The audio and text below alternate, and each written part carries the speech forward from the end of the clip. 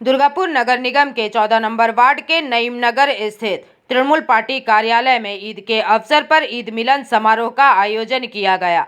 इस कार्यक्रम में पश्चिम के तृणमूल उम्मीदवार कवि दत्त मुख्य रूप से उपस्थित रहे।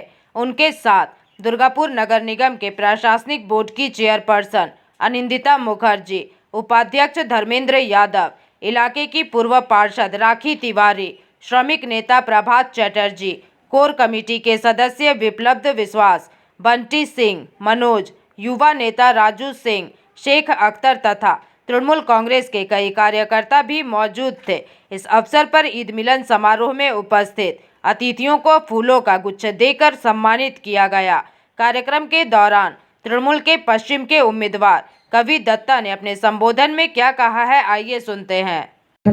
ईश्वरेर काछे उपासना करे तबे एक ढुक जल खान सारा दिन पर এবং একটা দুটো ইফতার পার্টিতে আমি যখন গেছি এক্ষুনি দেখুন মৌলভী সাহেবকে বলছিলাম যে ওরা প্রথমে অন্যের জন্য প্রার্থনা করেন, সারা পৃথিবীর জন্য প্রার্থনা করে তারপর নিজেদের মঙ্গল চান। কোন ওদের ভালো রাখুন, ওদের মঙ্গল করুন এবং বলার পরেই নিজেদের কথা বলেন। তো সেই জন্য সত্যি মনে হয়